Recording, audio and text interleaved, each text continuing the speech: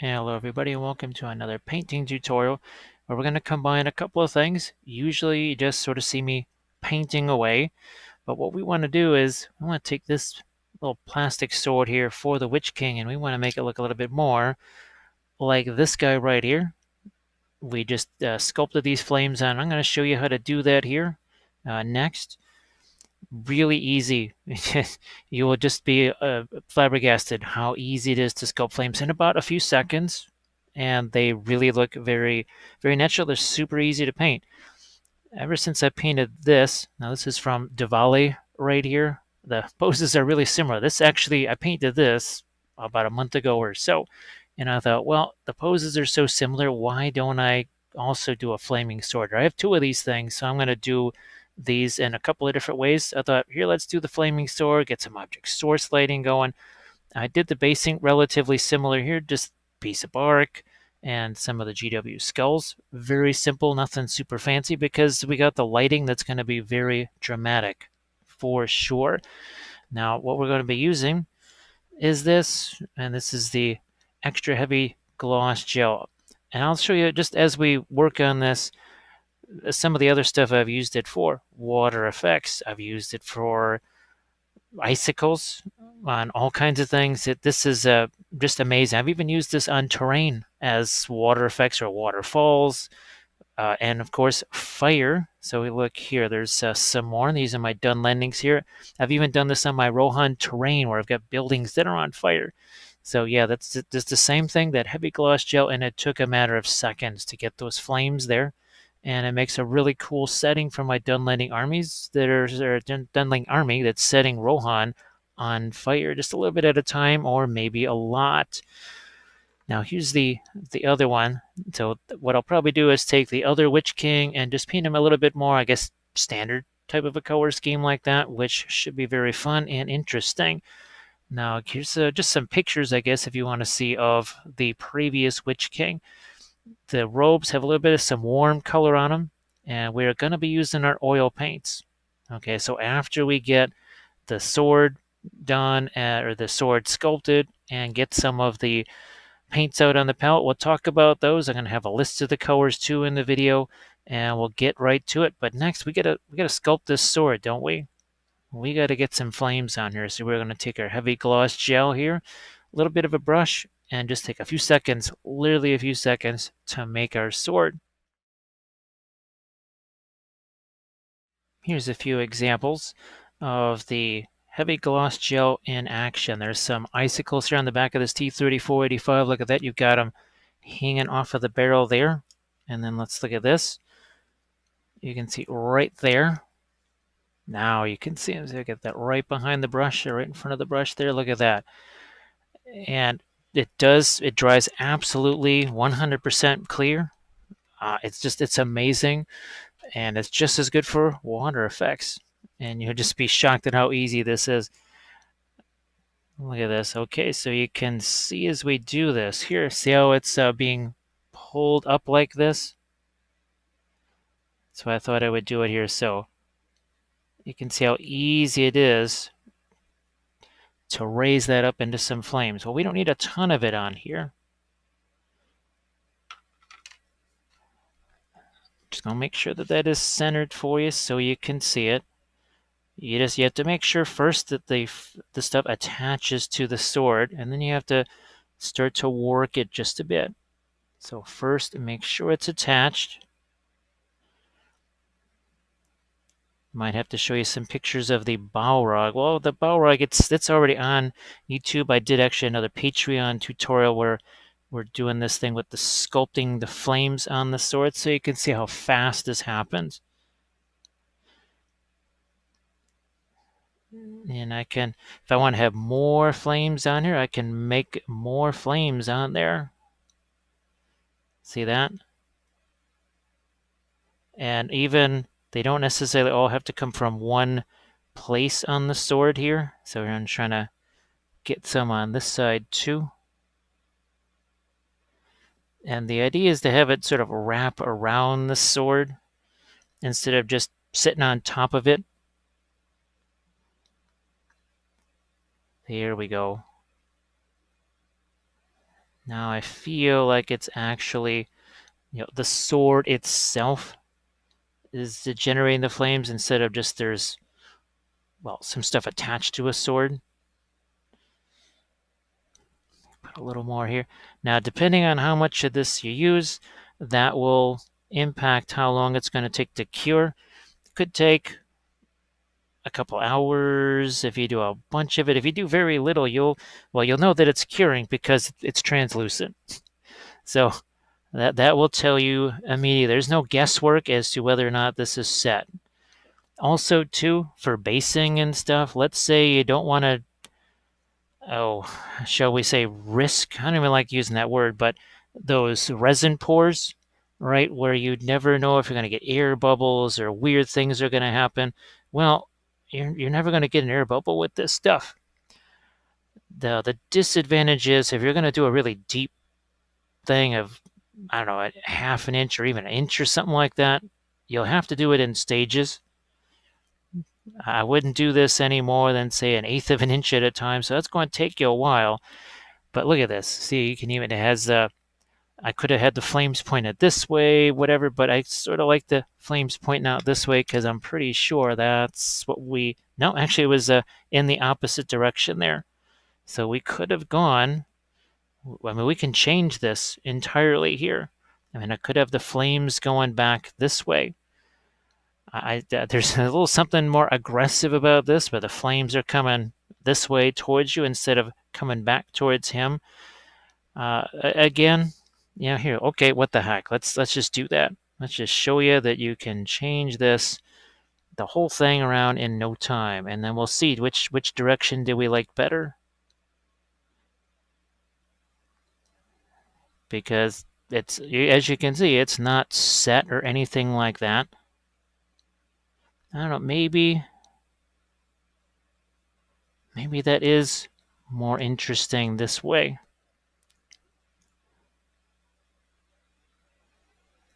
I don't know. I sort of preferred it the other way. Yeah, I kind of liked it the other way. So we'll bring it back. You get some bonus coverage then. A little bit of bonus fire coverage. I know that I want less of it back here. That's pretty much the key thing. So did a little experiment, said, nah, I kind of like it the other way better. Okay, and you notice there's some breaks in the flame. It's not just one continuous wall of flame. It's broken up a little bit. The other thing, too, is when this does, it's already starting to set a little bit. Even when it's starting to set, you can sort of take parts of it and manipulate it even a little bit more. But look at this. See this little trench that I just kind of carved? I'm literally carving that trench in there with a brush. That's, you don't want, again, just a flat sort of wall of flame. See, even right there, it's already starting to set just a bit. And see, I can add just a little bit here. Now, this is the same technique that I use for the icicles. I already have a whole bunch of snow and ice tutorials here on the YouTube channel. So just, you can look for basing under that playlist, and they should be in there. Also under Song of Ice and Fire because of all the wintry stuff. So I'm going to say that's it. Enough playing around with that. I think that's just good enough. I like this direction better. For whatever reason, I think he's looking that way. Everything is that way. Why do we want something going in this direction? So we're all good to go here. We just have to wait for this to dry. I'm going to brush on some primer. We'll do a quick little discussion on the primer. Then we'll talk about the colors, and then we're going to get into our painting, and we'll do that next. With the sword cured and dried, we have our flames in place. I just threw a little bit of Stino Res primer over the top. I think I just mixed this in some white. I really don't care. I have about 1 billion jars of this oceanic blue sitting around, so I'm just going to use it. I don't really care about the color. You can see we're not doing any kind of crazy zenithal or whatever. Why? Because we're going to be doing pre-glaze. That's what we're going to be doing right now. I did want to just talk about a couple of things straight away, though. Again, the primer is just a mix of this and some white. I usually try to go with something that is not too light, not too dark. And sometimes it's more towards the brown, sometimes more towards green. I've done, well, here, look at this. This is done a whole bunch of ships. This is, I think it's called the light flesh primer colors. Sometimes I'll mix this with the blue. Sometimes I'll mix that with the olive green. It's really, again, the primer color is not important. The primer is, the Steiner Res primer definitely is. Now, again, we want to try to establish not just our light, not even just our darks, but we want to establish warm versus cool, right? Warm colors here, cooler colors there, saturated colors here, unsaturated colors there. And that's what's sitting over here on the palette. Just going to get him out of the blast radius there. So the palette right over here. I just have some simple, just some white there. I have a color called Radiant Lemon. It's also like a brilliant yellow pale. You could use that. Terra Rosa sitting over there.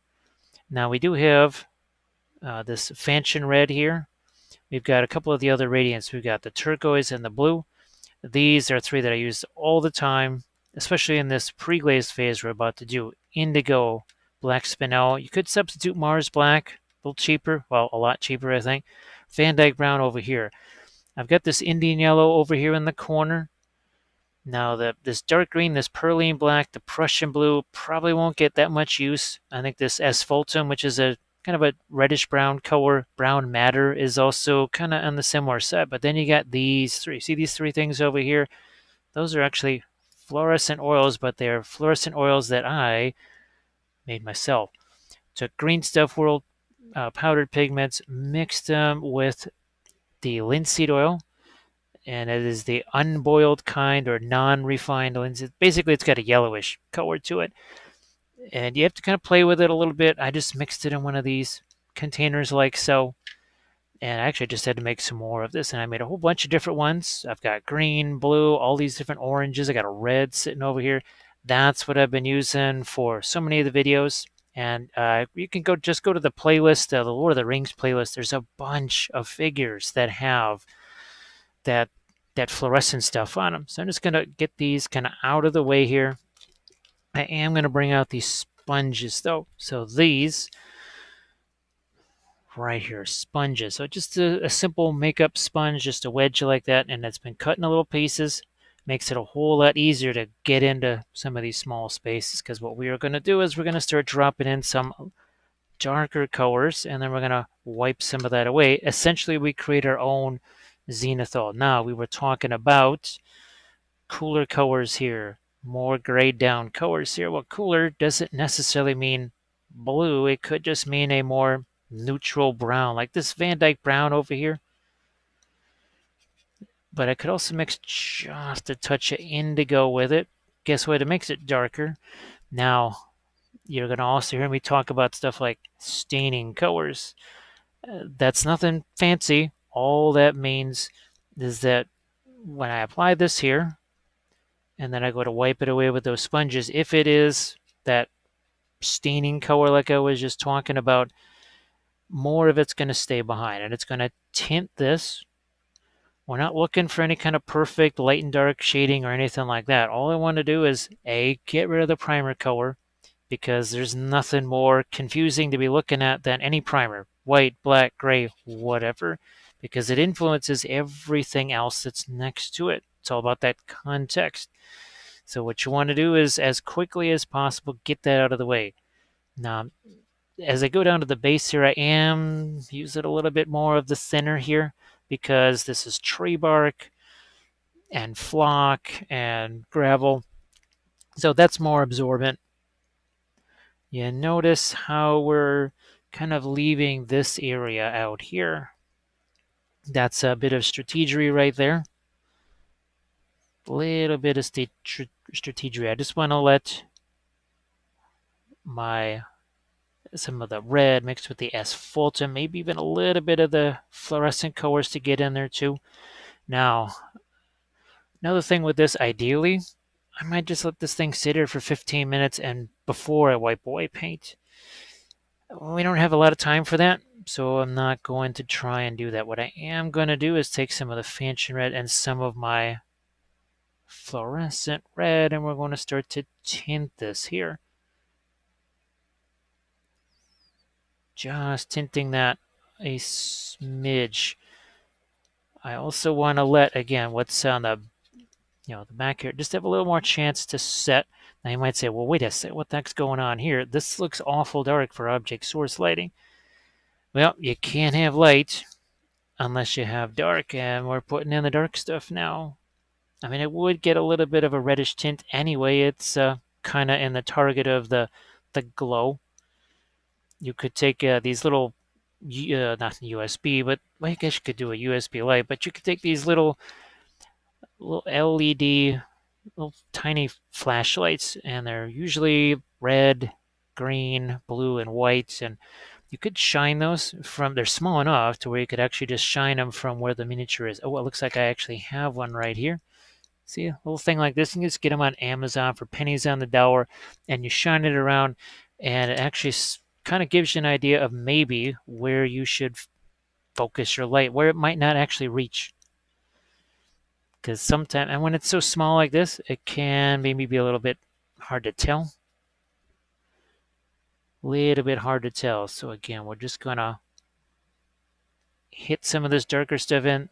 Another reason why I'm mixing it with the asphaltum, so that it has a little bit of a warmer tone, but still dark, but also not necessarily red-ish. So some of this that might actually be in a shadow, or the rest of his armor over there that might also be in shadow, might go back and give that at least more of a, say, Van Dyke Brown or Black Spinel or whatever. Again, all I want to do is make sure that primer is all covered up. Okay, this side, what the heck, I want to say that probably is going to have to just be our darker color there. Now, I'm going to just grab me a different one of these craft brushes here, like so.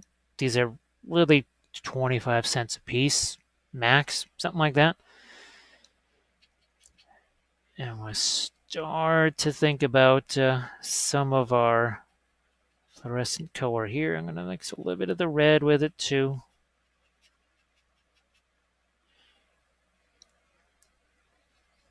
Even a smidge of the orange. This is not going to be staining whatsoever, so just be aware of that. One of the reasons that I do the homemade oil paints like this, you can buy, I think they're from Marion Street. Yeah, you can buy those, but basically only in the US, and they're not cheap. And they're also super translucent, whereas oddly enough, these are actually very opaque. Now you can see as I wipe this away, start to see some of the primer underneath there, but now it doesn't look quite so blue anymore, right? Not quite so blue. I'm just gonna wipe some of this away. I'm not looking to just get rid of everything. Essentially, these parts here that are looking a little bit more blue, well, that's where the orange is gonna go. Well, reddish orange. Not gonna have too much of the yellow, I have to say. Okay, so that side has more of a reddish look to it now. This over here is going to be way more neutral. Way more neutral over here. And you can see now it really starts to actually reveal some of that cooler blue, but all that's going to be gone once we start to paint over this. The whole idea is I can take some lighter colors, some mid-range, mid-tone colors, start to mix that in with this darker pre-glaze. And as opposed to a zenithal that just sits there till you cover it up, this is going to be interacting with all the paint that we're just about to put on here.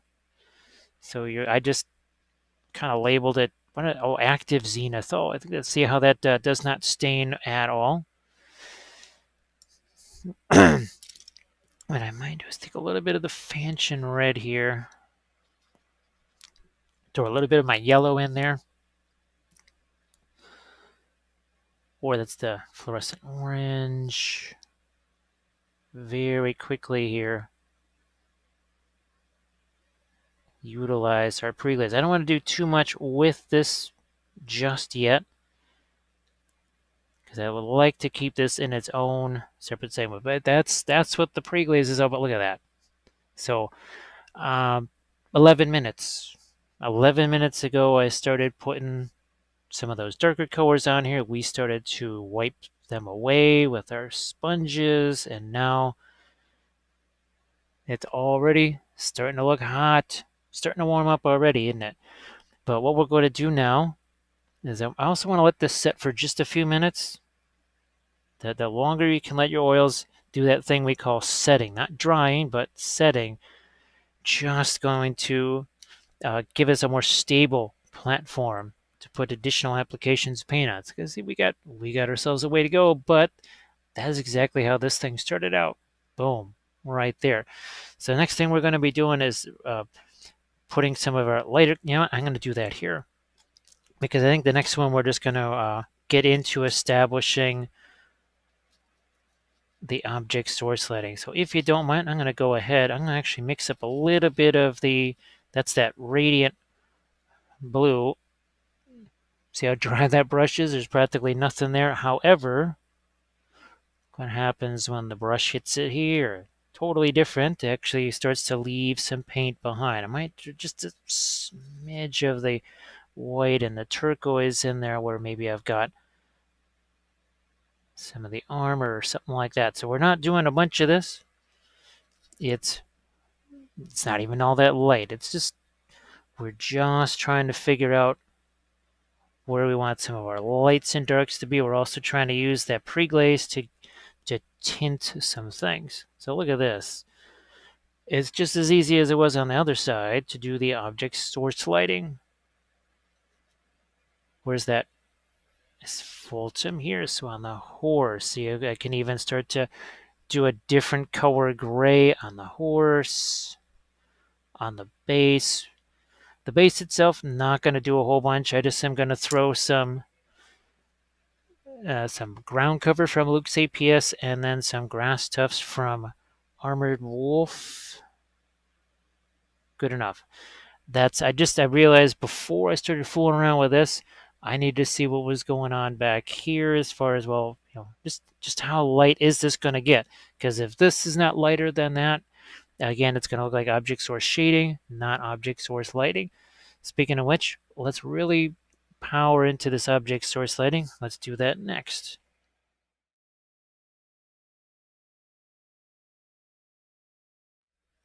Let's work to really establish that object source lighting. It's always my first priority.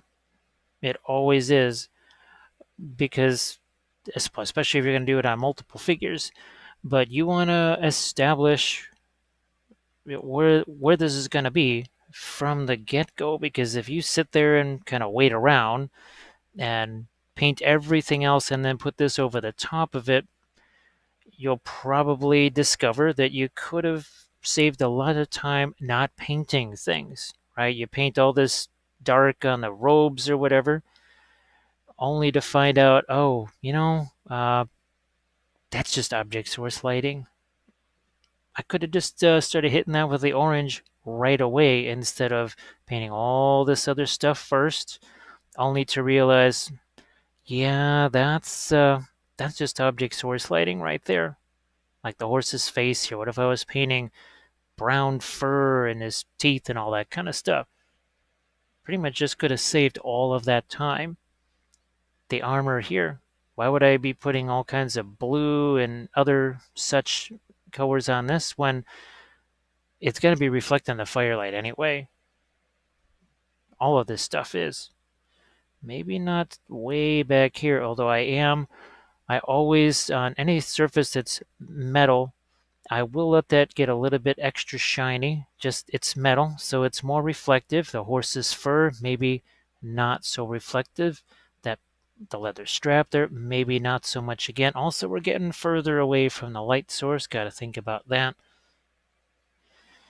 And if you think this is our lightest orange that we can do, it's nowhere near as light as we can go, but I don't have to go that light right away. It's just like I talk about with regular highlights. Don't need to just go straight to highlighting things with white. That really is you want to save that. That's, yeah, you know how when you say, boy, I wish I could save that 6 for when I really need it. It's like all you needed to get was a 2 or better, and you rolled a bunch of 6s, and you say, wow, yeah, I wish I could save those because those could really come in handy later.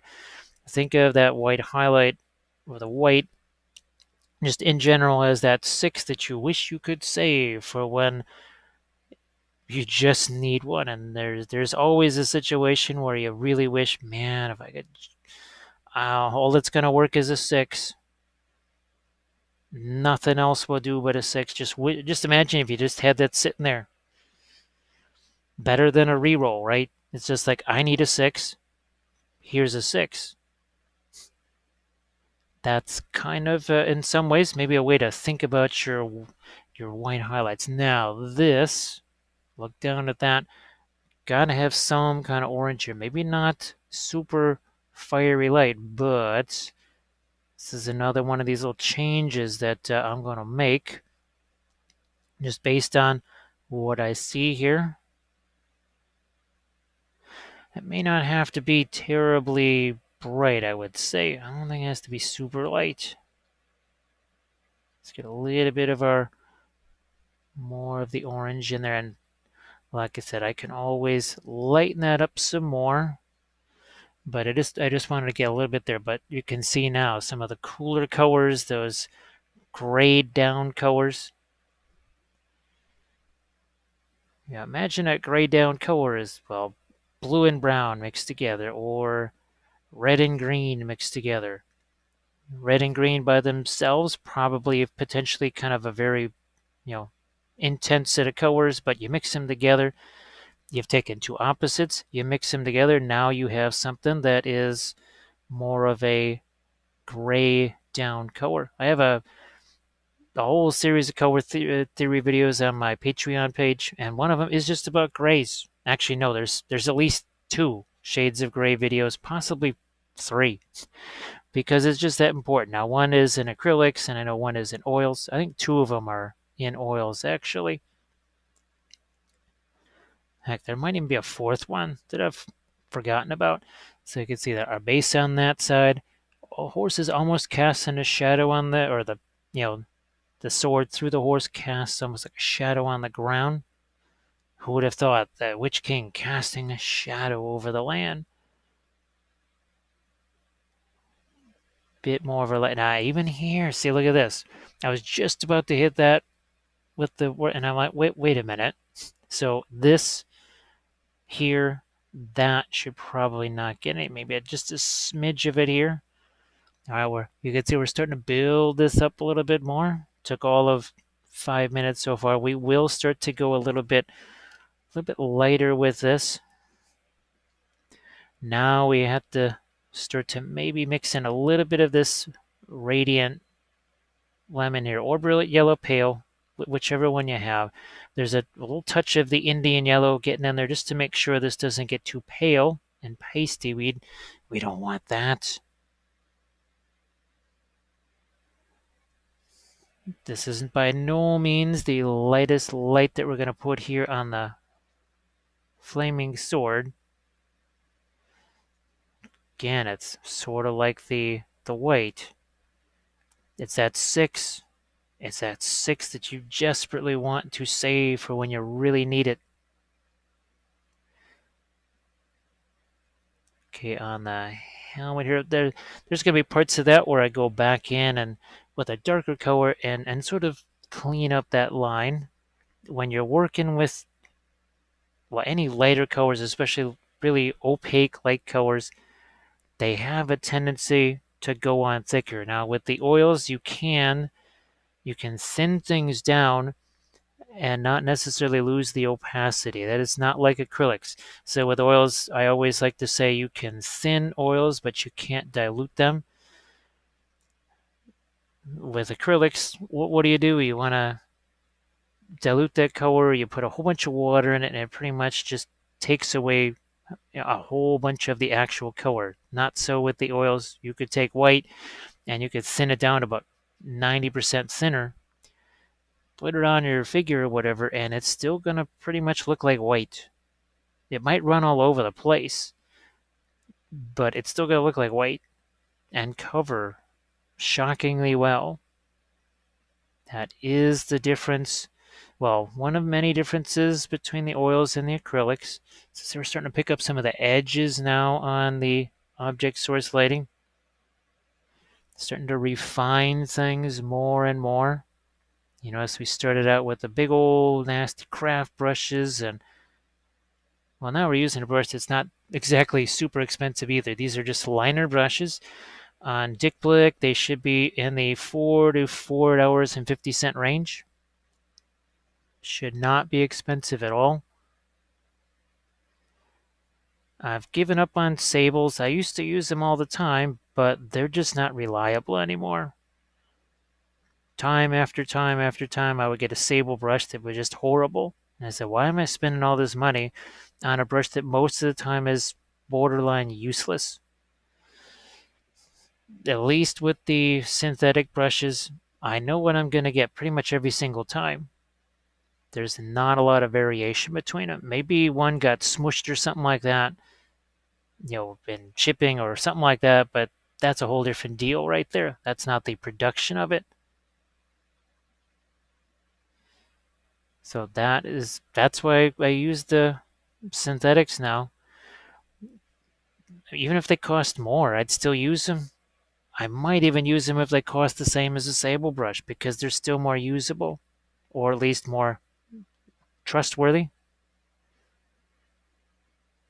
So while the less cost is a benefit, it's actually more about the usage of it than it is the cost. These take a surprising amount of punishment, and I say this an awful lot on the Twitch streams. Oil paints are really good for your brushes because they don't get into this ferrule right here. Well, I mean, they could if you just left them there, but because they're not drying as literally as soon as they hit the brush, you have that chance to go back and just clean that junk out of there. Whereas with acrylics, and I mean, this is something I experience every time I use them because I still have to for a variety of reasons. All I see is a brush that looks, I've used it once for acrylics and only for just an hour or two. And that's like 4 weeks worth of day in, day out use with oils. It's like, what the heck happened? Again, bringing out the light as much as I can in the areas where it's most obvious. Even more so where we've got armor. Now see there, I was all tempted to do this much brighter orange here. I'm like, no, no, no, no. We're going to try and back up a bit here. I'm going to move this back a little bit here to a deeper red. Even that, see, that was just getting to be too much with the yellow. More intensity with red, less of the yellow out here. The further away I get from the flamey light source, I want to emphasize things like the reds. Also got to think about his armor casting a shadow onto the horse. Yeah, his leg could very well be casting a shadow onto that horse. These are just the little things you got to think about. I would suggest getting lots of references. I mean, I got a reference sitting over there in the corner. That's for me to look at too. Not just you guys. I hope it's helpful for you guys to have stuff like that. I put the references up on the Twitch screen. Even all of my Patreon videos, they all have some form of a reference there. I just basically never do a video unless there's some kind of reference. I mean, that's what the Googles are for finding things that are useful. Look at that. So we're just kind of bringing out some of the muscles in the horsey there.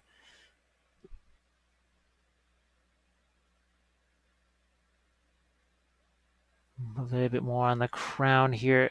And I do believe most of this is actually armor on the horse. So I'm going to have to make sure that that gets at least a little bit of the orange there. And I'm going to continue this further back on his crown. Here, I need to actually darken that as much as lighten it. So I'm not even, I'm not going to do too much more with the light, at least right here. What I'm going to do is actually go the other direction. We're going to take some of the asphaltum here, some of our fanchon red. We'll mix this together, a super dark red. I could take Prussian blue or indigo and do that, but this leaves the red a little bit warmer. And I think we have a fair amount of the liquid in there. I might even go a little heavier on the asphaltum. Now, as far as these pin line washes go, every color is different as far as how much it takes to turn it into one of those. So here, I'm just going back with more thinner. There we go. See how that all got much darker? Remember, we're all still just about 20 minutes into this thing. I don't know, not even half an hour. So, not worried about details or anything right now. We're just trying to figure out where we want the most of our light to be, where maybe there's shadows that fall on, that are cast onto the horse, the ground, whatever. Remember, we said it earlier, you must have dark to show the light, and that's what we're doing, bringing in a little bit of those darks. Now I think now I can start to do a little bit more lights over here. This stuff, I'm going to start to leave that alone, because what we'll do next is start to work around the object source lighting. We'll do all this stuff.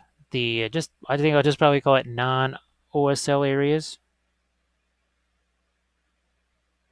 because the more we let that set, believe it or not, the easier it's going to be to get that next application of paint on there. When you're working with the oils, that probably will be something that's a challenge at first, is when you're applying the paint, because you're going to be thinking acrylics, and you're going to think like, okay, this previous layer is dry. I can just, pop my next layer on there. I try never to think of oil paints in terms of layers.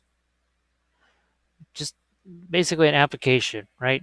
I'm just going to slap this paint on here, potentially just take another brush and push it around.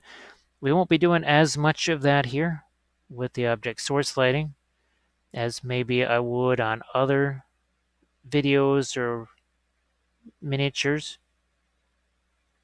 Again, trying to figure out where that lightest light's going to fall. It's another nice thing about the oils. When I have things like static grass, unlike the acrylics, which are, well, they have water in them, which will make your static grass kind of soggy, kind of wilty. That doesn't really happen with the oils, because you just have maybe a little bit of thinner in there, and that's it. So static grass, also, like brushes love the oils, static grass loves the oils. And this static grass is probably just some 2 mil stuff that's thrown into the Luke's APS material. So many different, I think Geek Gaming maybe is what that's called, but I go by Luke's APS, because that's what a lot of the labels say. Still not the lightest light I can get here on the sword, but just trying to remind myself. Yeah, see, look at that. It just starts to pick up so much more of that light. Still not the lightest we can go yet. But at this point, this is really going to be restricted to armor surfaces, metal. I mean, if it's really close to the light source itself, okay, I'll throw a little bit of the lighter stuff on cloth. If it's really close to the flaming sword,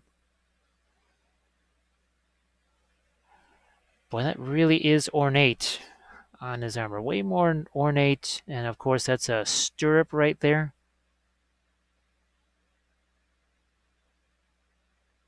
More of that lighter yellow. I also have, uh, well, it's on the Twitch session or Twitch channel as well, but I've got the Balrog. Like I said, just go to especially the Lord of the Rings playlist, and there will be beaucoup amounts of object source lighting videos there. Because, well, my entire Moria army, my Khazad-dûm army, my Fellowship, all those guys, all done with, now in that case, more off-camera object source lighting, whereas this is very much on camera, right? He's carrying the light source around with him, kind of like my Dunlendings.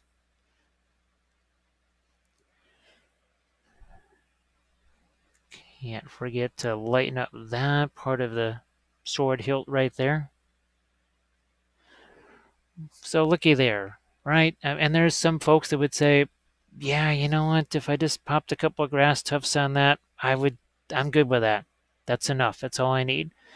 This is something I try to do, especially with my army painting video series for the Patreon page.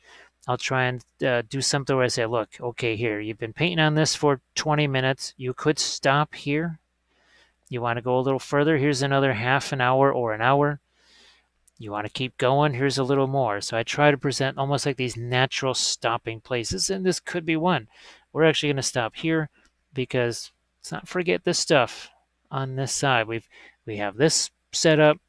Now we need to do the same over here. Let's get to that next.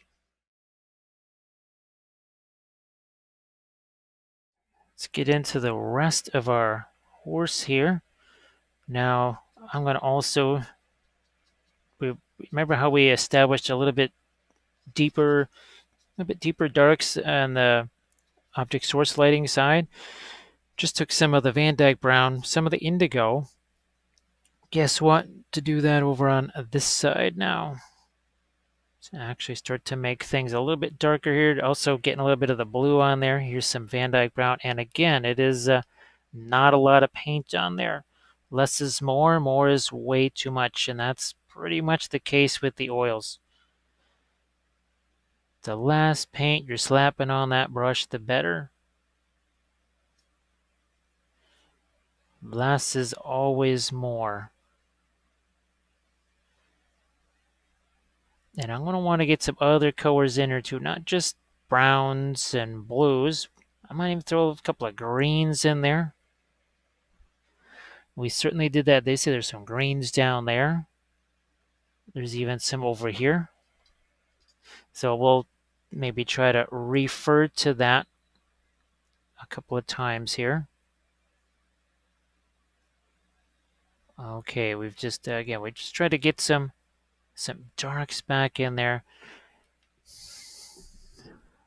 Now let's start to do some lighter things. How is about some of the armor here? We're going to take some of that radiant turquoise and some of this blue here. Those are Gamblin colors. I mean, you could just take something like Prussian blue and white, mix those two together and get something along this line here.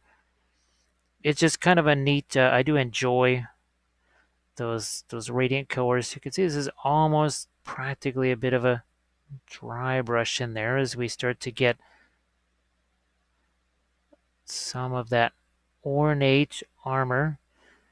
I don't want to make it look, super shiny, at least not on this. I've done that on some of the Dol Guldur Nazgul, and we've got a couple of those videos up on the channel here as well. You can check those out again. They're all going to be, just go to the Lord of the Rings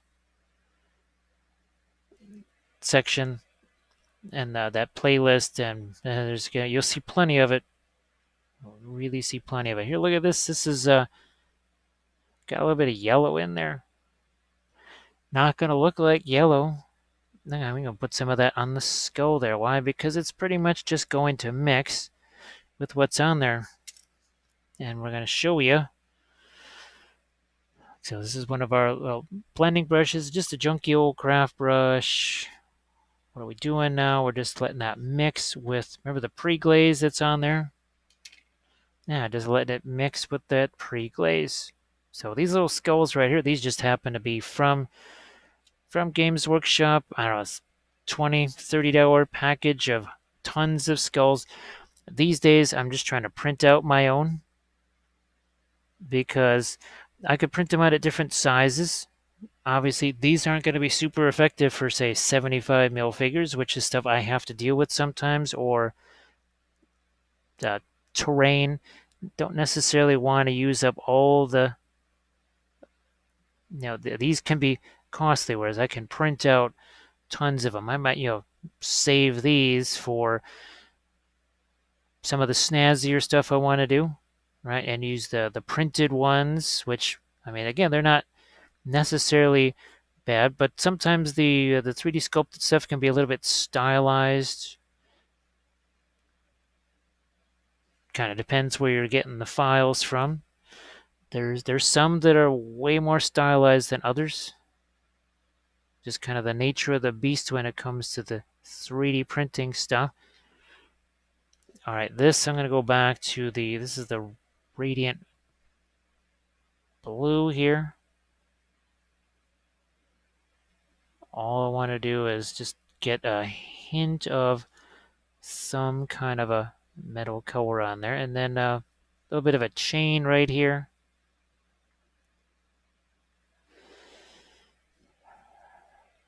I'm going to take that asphaltum, that's that reddish brown I was talking about. And we're going to let that, I'm just make a little bit of fancy red in there to actually make it even more of a red to do in just a couple of places here.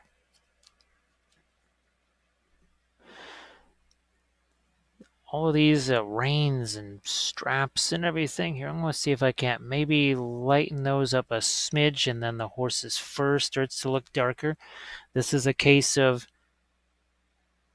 well, you must have light to show dark. The lighter I make this, the darker all that other stuff's going to look.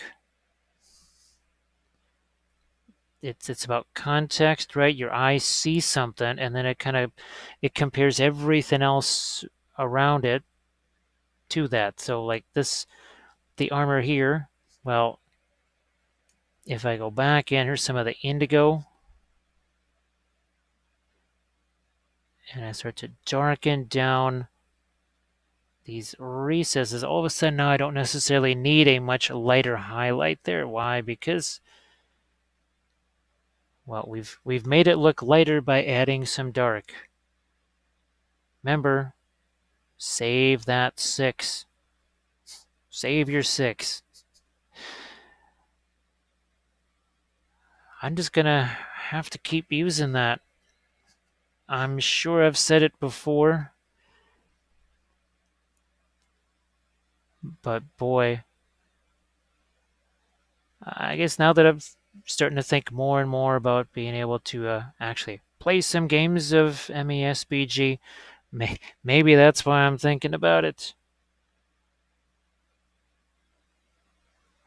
Boy, I wish I could have saved that 6, because otherwise my Balrog with his 4 attacks might have actually beaten that halfling. Because, oh, I have no might. That makes sad face. Now we're also, see here we're thinking about a little bit of a reflection, that armor, my armor to your armor right there, a little reflection of that onto that. I got to remember to get a little bit of a reddish glow there on the eye. Now there's just a couple of ways you could think about tackling the Witch King's armor, and I've kind of painted several Witch Kings already. My goodness, you can actually see the Twitch session where I painted the Witch King on a fell beast with the glowing sword. I'm pretty sure this has to be about my 5th Witch King miniature that I've painted. I painted him in sort of almost tarnished armor. I painted him in very bright armor in comparison. So yeah, we've painted him many times, many ways.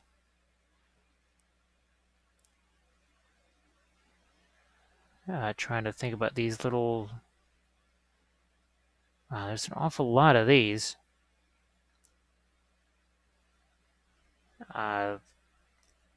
Chompers on the horse. Now I'm going to take... that's some of my... Wait, yeah, I'm going to get a little bit of the... Yeah, look at that. I just turned that a bit greenish. It's a little bit pearline black right there. That's a really dark green. It's also got a bit of a bluish tinge to it. Not like phthalo green though. My goodness, phthalo green. That's almost like a turquoise. This and not so much. But what I have to do is let's get some mid-tone on some of those folds right there. At the very least, a little bit of mid-tone. See that that brush stroke didn't go the way I wanted it. I don't care. Just took my blending brush and wiped some of it away. What happened was that paint got a little bit thin. Remember we talked earlier about the possibility of, you put too much of the thinner in there and it just sort of runs all over the place. The color was no less opaque, but what it did do is it went in an area that I did not want it to go. So again, just a little thing to consider there. Again, that's essentially almost like a greenish gray that's working its way into some places here. Now I'm going to go back to that, remember that reddish color that we had working?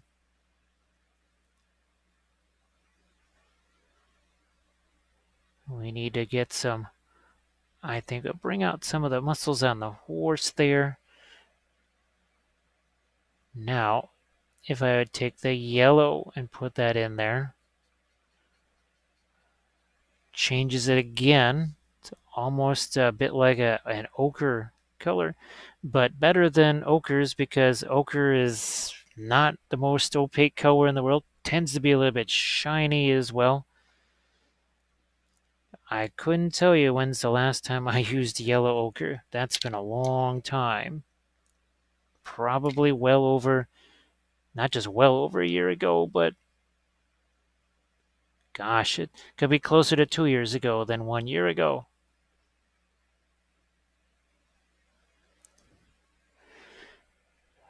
Where's my, there's the radiant yellow. Again, I could be using my brilliant yellow pale. I just am trying to not have too many colors out here. Few less colors. I don't really do any of that limited palette stuff. I don't even like to use the word because people hear limited palette, so they figure, okay, that means there's just way fewer colors and less options. No, that's not the case. It's not about restricting your colors or anything like that, because there's no reason why you shouldn't be able to get lots of different interesting colors of gray on this guy. So you saw what I did right there, just for all intents and purposes, just slapped some color on there. We're going to take this softer brush here, and just by stippling away at that a little bit, see how that gets softer. Same over here. This is again why we don't need the layers with the oils. Hashtag no layers. It's a color that's probably way lighter than you would normally think might go there. But because we've got that, the blending brush, we can cut it down a little bit. I just need to get that top edge there. Boy, there's a, speaking of layers, I mean, this stuff is just layered onto the horse here as far as all those reins and straps and everything else. bridle. I'm going to see now what I can do on the armor right over here.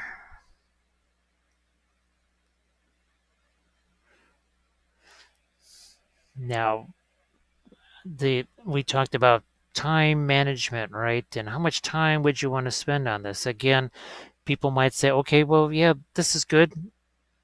That's enough for me. More than enough.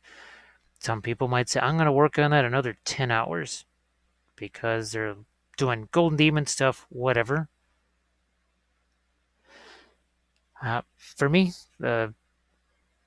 sometimes I'll spend more time. Sometimes it doesn't really matter because it's just going to be something that may never be seen by anybody but me. So, or it was just part of a backdrop to something, wasn't really part of a video or a photo set or whatever.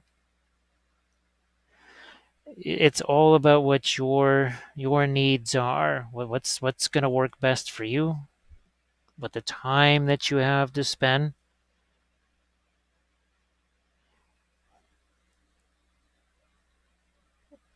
Some folks, they're not, painting's not really their thing.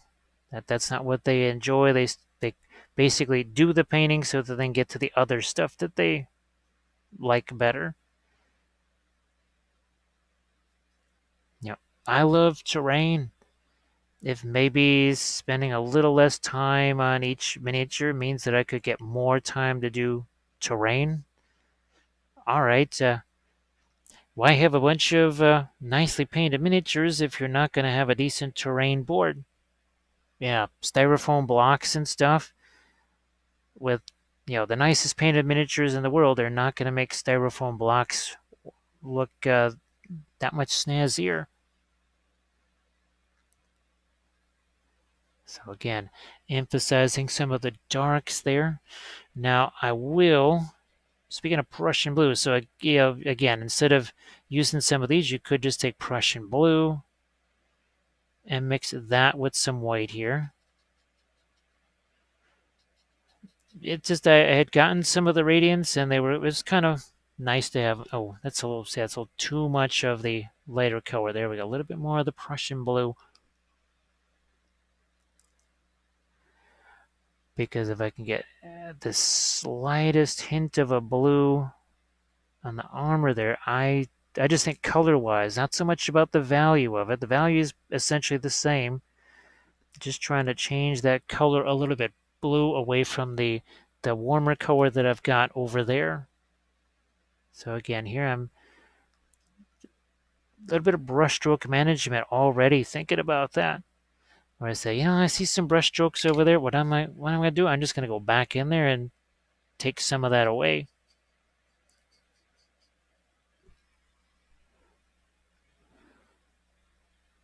So again, all of this stuff here, you want to paint each and every last little bit of these reins with perfect detail. That's all good. It's all up to you. It's your Witch King miniature that you just spent some serious coin on there, so you do whatever you want. And it's all good. All right, a little bit more light there. And then I was thinking about the eye. Let's see if we can get just a smidge of an orange here.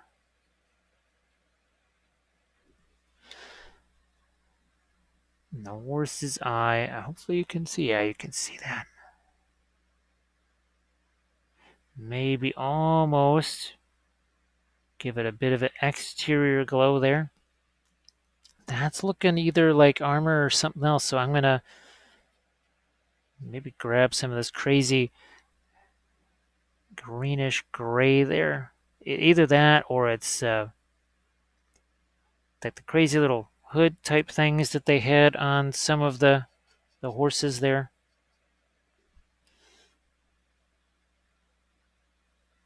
As I mentioned before, I've got the other I have 2 of these kits. Might actually do the other one as maybe some sort of a conversion, almost like for the Shadow Lord or something. Because I've been trying to do all the other race, the Dark Marshal, the Undying, the Tainted. I've already done the Betrayer and Kamul. Sounds like some kind of a crazy 70s TV show. Again, I was going to slap the lighter color there and then push it around with my other brush.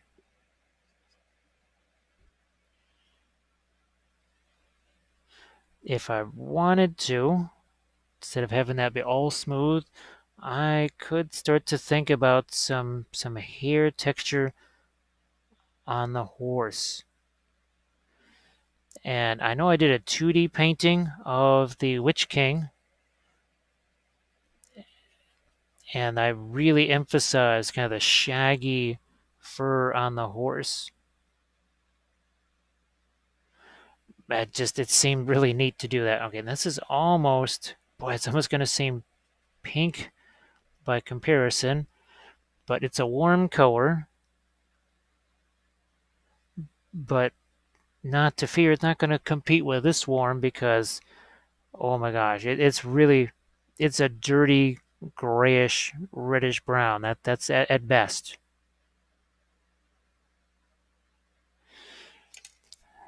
And I think we've got this to the point where we can do one of our special little things we call film noir, where we take away the color.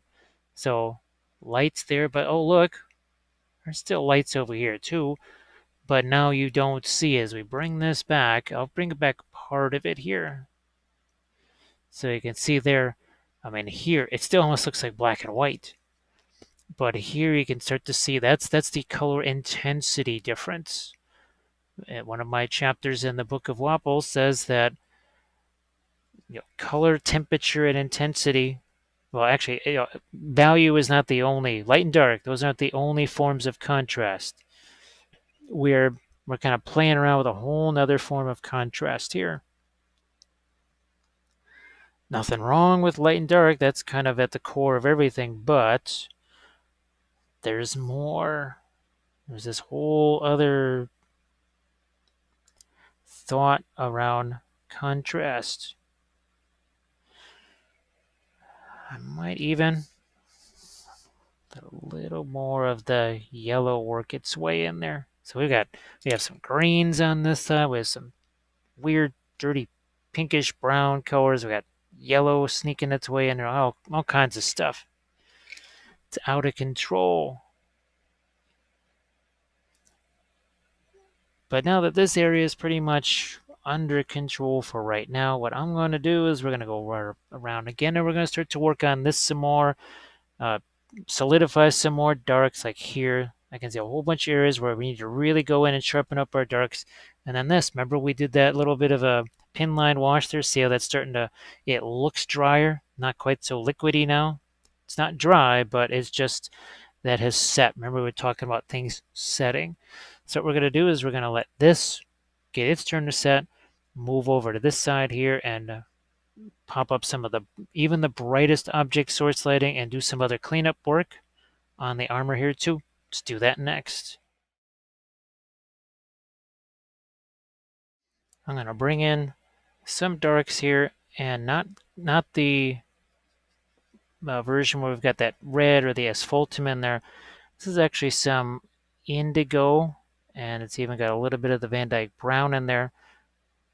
It's not just for the fact that it's darker, but remember, cooler in the shadows, right? That's what we're thinking about here. Cooler in the shadows. Look at this. That's got to practically cast a shadow onto the horse there.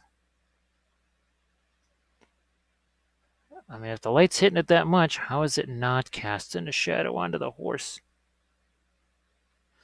So once again, we're kind of starting things off by making things darker as opposed to jumping in or straight away with making things lighter.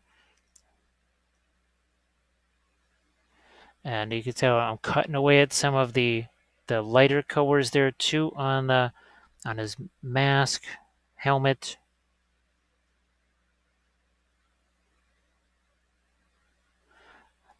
Again, over here, I certainly need to have some really rich, deep darks.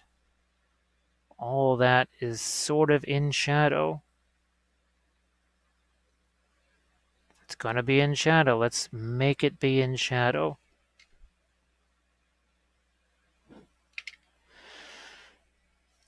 So here, you can see we've got that darker color there. It just looks like a line. Well, it did until we took that blending brush and spread that out. We're going to do the same over there to, again, spread out some of that dark.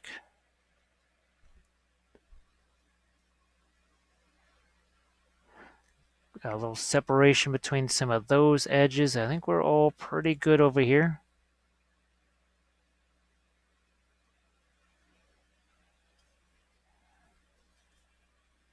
I might just darken that edge a tiny bit. Okay. I'm going to see if I can't utilize this little bit of blending over here. Now, when you're working with the fluorescent oils, you gotta be patient with that. With some of the other colors, I always basically talk about don't be hasty little hobbitses, right? Take your time coming back in with the blending brush. With these colors, you really have to do that. I mean, seriously, you have to take your time with that. Let that paint sit there for a while.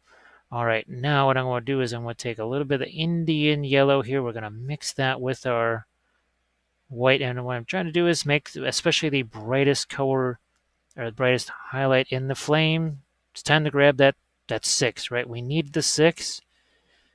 We're saying, all right, time to grab that 6 over here. We need one. It's time to start using our lightest light. First on the sword, I'm just trying to thin it down here. The thinner, by the way, is just something like this. It's a high quality odorless paint thinner from Mona Lisa, and this is days worth of thinner for me. That's a water bottle cap. So I think people, they'll get this in their head where it's just this massive container of toxic stuff. No, it's a tiny little water bottle cap. And look at this, the brush cleaner. It's from Winsor Newton. Look at this, not hazardous, no vapor, and it's for dried acrylics too. We have used it for acrylic paint. That's the same cleaner that both of us, my wife and I, both use that brush cleaner, and it works really well. And the nice thing is it's also, again, not super toxic. You want to get this paint off your hands. Dish soap. Dawn dish soap gets out the grease. Well, it also gets out the oil paint. I mean, seriously, it cleans it right off your skin. No, again, no toxic anything. It's dish soap. If it's safe enough to eat off of afterwards, you could certainly use it for washing your hands. Here's where we get those little bits of that, bam, the brightest light there, reflecting off the armor of his crown. Again, focusing for sure on the metal surfaces with this lightest light. And let's really generate some intensity in our flame there. Now I'm going to try and do his hand. I'm not going to quite use this brightest color here just yet. I'm going to use some of this orange over here. It does have a little bit of our or yellow in there, light yellow. Okay, I think we've got it now. Also trying to make this set up to where you can see it. Ah, there we go. Just start bringing out some of the lights in the armor here on his hand, his armored glove.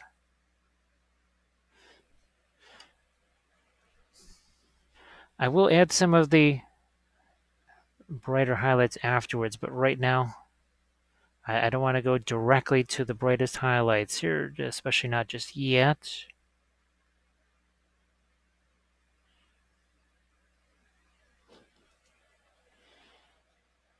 Here we go. More again on the fingers down here.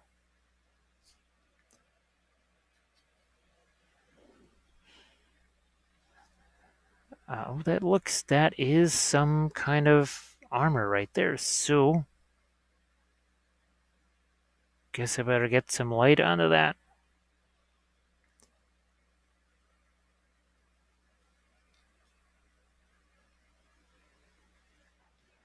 Now I'm going to move over here, grab some of this much lighter color.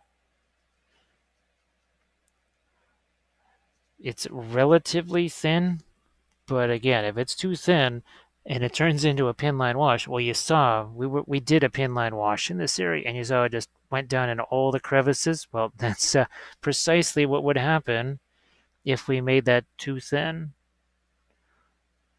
As I mentioned before, it could be a little something that that takes some practice. The miniature painting is all about practice anyway. It doesn't matter if it's oils or acrylics, metallics or not metallics, OSO or no OSO. It's all about practicing and doing. Just like theory hammer never works in games because you can theorize about a lot of things. You mostly theorize about rolling really well all the time. And generally, when those dice start rolling, at least if you're me, well, they don't quite cooperate with your theory. It's funny how that happens. More of our light here. I'm going to see if I can't really hit that along this surface right here. Again, there's a lot of ornate things going on in there. Sometimes too with metal and reflections, whether it's reflected light or not, sometimes it's best to almost have just a little bit of a suggestion, right? Not rendering the full outline of something, just a little dot, a little suggestion that there's something being reflected there.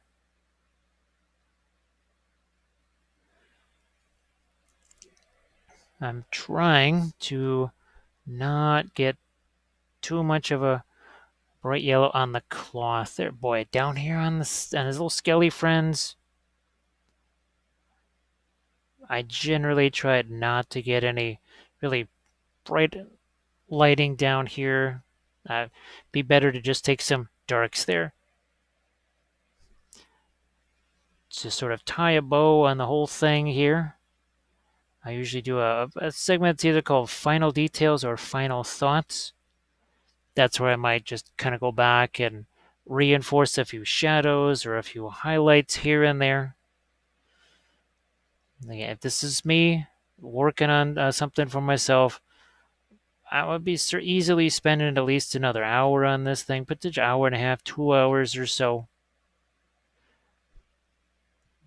But since I always do videos that show you every single brushstroke, I don't think you really want to see a 4-hour video. I have more elaborate videos on the Patreon page where, say if it's a larger scale figure, I'll actually take 3 episodes where I kind of base it and then do the initial painting of it and then maybe finish it off in a second or a third episode. I have entire armies painted in object source lighting on the Patreon page. It's part of my army painting series. And it's not just Lord of the Rings stuff. You've got Warcry, Sigmar, 40K. Yeah, I've done a whole army painting series on Thousand Suns. Necrons. I've done actually a series in acrylics and one in oils on Necrons. Tons of Song of Ice and Fire. And then stuff that has nothing to do with any games. Because dioramas, I have terrain, basing, you name it, all there on the Patreon page. Kind of suggest the Army Painter Pledge level because that gets you every single video that I've ever filmed, ever, going all the way back to 2013. Closing in on now actually 1,000 hours potentially of videos. So never have to worry about running out of Netflix or Disney Plus because you probably already have. Now you have something else you can watch.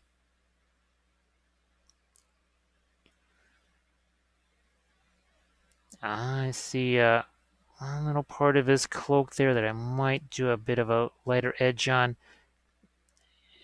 See that would have been too much of a yellow there. I'm trying to get back to more of an orange. That's more like it. Because the further back that goes into the recesses, I don't want it to be very light at all. And certainly not yellow. The further away you get from that fiery light source, the more red that's all going to be. And I've got, oh my gosh, so many different object source lighting videos. Blue, green, magenta, violet. I mean, just every color you can possibly think of for object source lighting.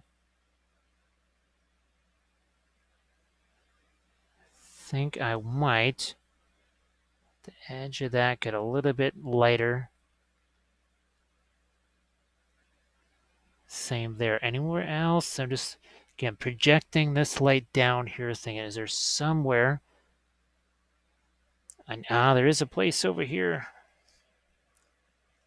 There's definitely a spot over here that could really just use a touch right here on the sleeve, right there.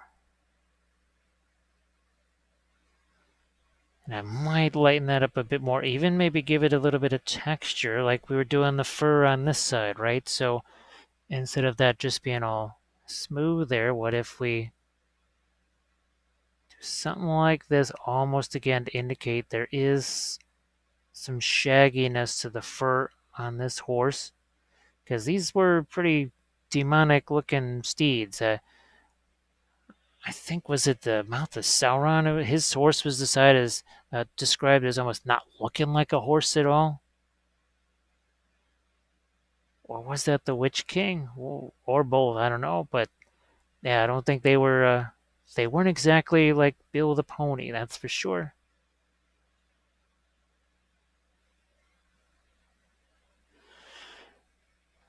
All right, so again, see, we're letting that cooler gray into the warms there. So I don't want to just keep going here with the object source lighting. Sometimes you just gotta say that's enough. It's enough for now. Because we're gonna go back around here and do, well, we're gonna kind of tie all this stuff together. So one last go around here. We are going to do something that we like to call just final details, where we sort of we look around and say, I need a brighter highlight there, maybe I need to tone something down there. I'm going to do that next. We're going to wrap this thing up best as we can. Now, something that also occurred to me, and we talked about this, we wanted to maybe have something that almost looks like there's a bit of a cast shadow here. So what I'm trying to do is essentially dry brush a little bit of darker color here. That's mostly just Van Dyke brown, not black, but some Van Dyke brown here.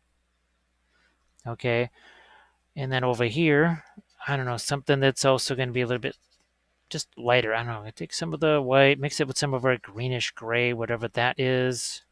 Like I said, very much a dry brush. That might be too light. Nice, gentle, look at this, a nice gentle grip on the brush there. I want to see this, right? You got your hands crushing the ferrule like that, caress the brush. Do not crush the brush. Because that's another thing that happens to folks with the oils is they have a death grip on the brush and they literally cannot get any paint to stick on there because they're squeezing the life out of the brush. So the brush just dies and they can't get the color to apply. Here, this is again a very gentle dry brush here. A little bit more and then stop. I just wanted enough to make that look a little bit darker, get more like a shadow, like this.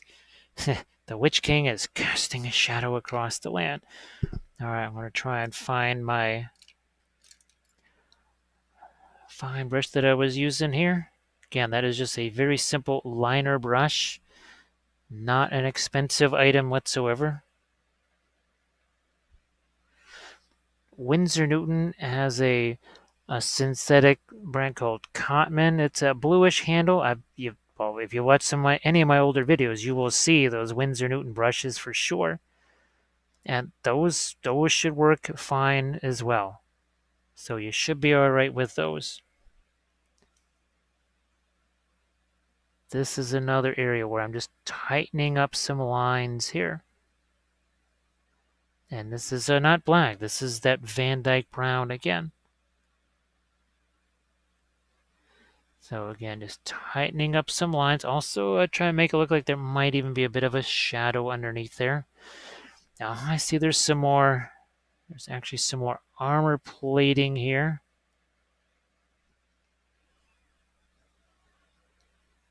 That's under this one. But again, I've got to resist the urge to do too much.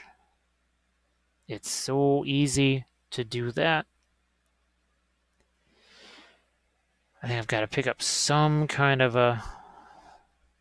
light right here. I think you can see it on the shoulder again. There. Oh, that's actually metal too. I forgot about that. I've painted so many different versions of them where the armor's just been treated differently. I lose track of which one is which. Which Witch King is it? So if I can remember, I'll try and link some of the other videos in the description for you. And maybe even some of the Twitch sessions, like the one I was painting the Witch King and some of the other not necessarily GW versions of this character.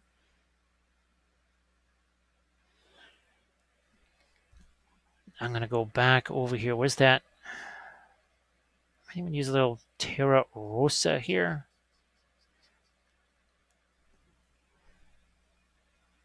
Because that was getting a little too close to the bluish core of the armor there. So I'm just thinking I need to separate that a little more. Just looking for something I can use as a blending brush here. That's all. There. It gives it a touch more of that red. Well, reddish brown anyways. I do have a list in the opening there. Well, there's the opening image that has a lot of the colors that I used, and then lately I've just been throwing a list of the colors in there too, so that you have both the visual thing where you could just pause it, or you have the actual list of colors that was used.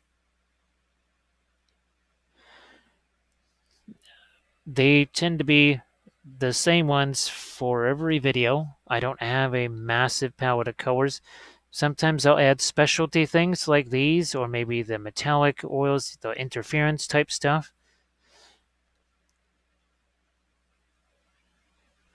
I don't know if I'll ever do a Witch King with metallic oils. I just don't know if there's enough metal. There's just so much in the way of robes on them, but since I can print out, well,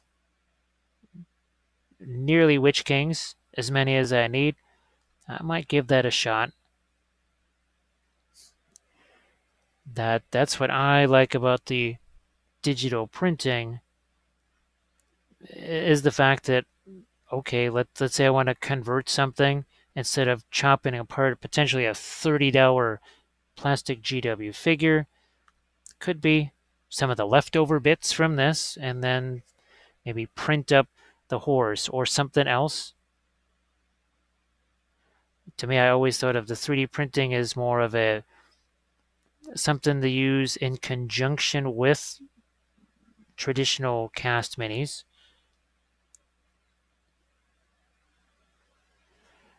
For a whole variety of different purposes. Now this right here, so there's a whole lot of nothing going on here. There's a bunch of dark. That's no good. That is not what I want to see. So I'm going to try and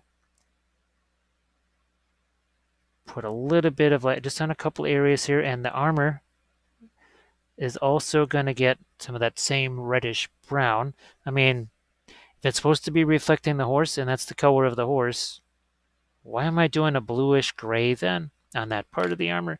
Even if I was doing the true metallic metals, the TMM, it would still be some kind of brown metallic color there.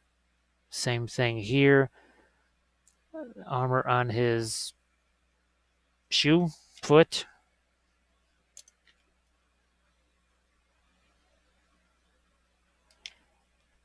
Now that could probably stand some darker color here. We've got some of our Van Dyke brown here.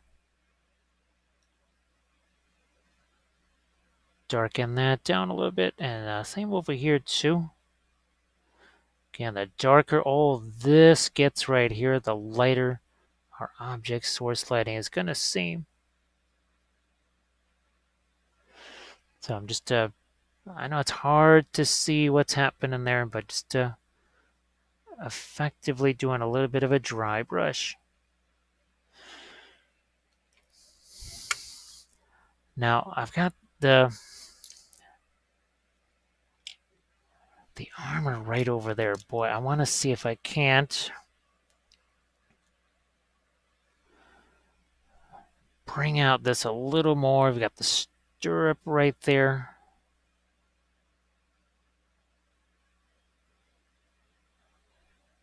I think that stands out a little more. And then this, once again, not enough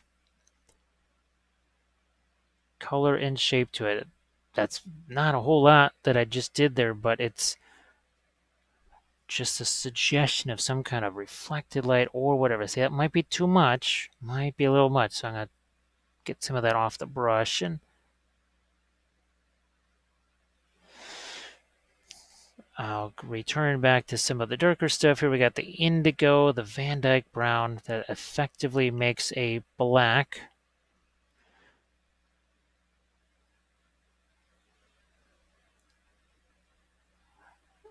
And some of the principles that we were doing on this one, well, guess what? You know, the whole don't need black to make black. This is my latest Patreon video here, Black Templars with no black. All the same colors we used here. You can see we're actually using a bit of a light green there to get that reflection of the marble. And the marble was part of it. Also, too, all of the Black Templar symbols on the shoulders there. That was all part of the video. Again, that is my latest one on the Patreon page. When you sign up, you get all of the previous videos because, well, you need those, right? Why? I have people ask, well, I don't get any of the past ones, right? I said, well, no, you need those. Everything that I've done is just, it's all building, right? One thing off the other. I want you to have all that previous information.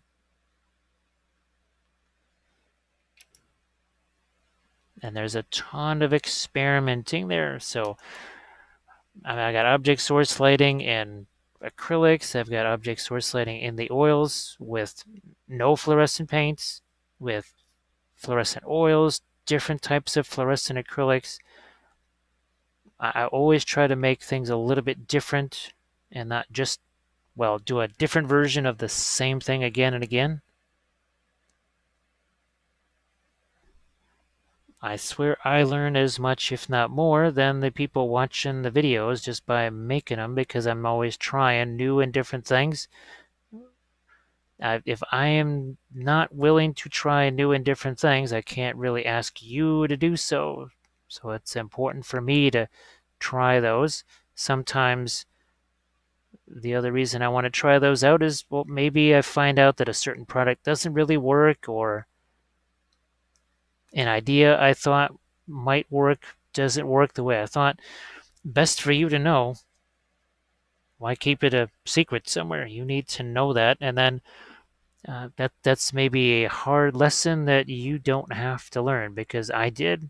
I did for you. So get lots of little ornate armor pieces here, and I might go ahead and do a few little more brushstrokes on this afterwards. I generally don't do that before I take the pictures that you see at the end, because, well, I want you to see every single brushstroke. But do take a look at the end where the closing credits are. You'll see the photos of what this looked like just after the session here. I hope that this was informative, maybe makes your life a little bit easier when it comes to the next time you want to do object source lighting. If you could do the whole, the drill of the like and the hit the button and the subscribe and all the good stuff there, if you haven't already done so, it would certainly be appreciated. I want to say thanks for watching this video. Again, I try to show every brushstroke, because if it's all just kind of speed ramped or whatever and voiceover, you may not be getting my reaction, like a real idea of what my reaction was to a given thing. So that's why I like to have all of everything covered. I'm going to just get one last little bit of darker red on the side of this. Why? Because, well, that's the darker that gets, the lighter this stuff gets. So there he is. There's the Witch King on the horsey. Let's get his other persona right here. Boom. So we created our flames real quick with that heavy gloss gel, and then we painted them up, and there we go. Witch King mounted and on foot. So thank you very much, everybody. I really appreciate it. I'll catch you on the next video.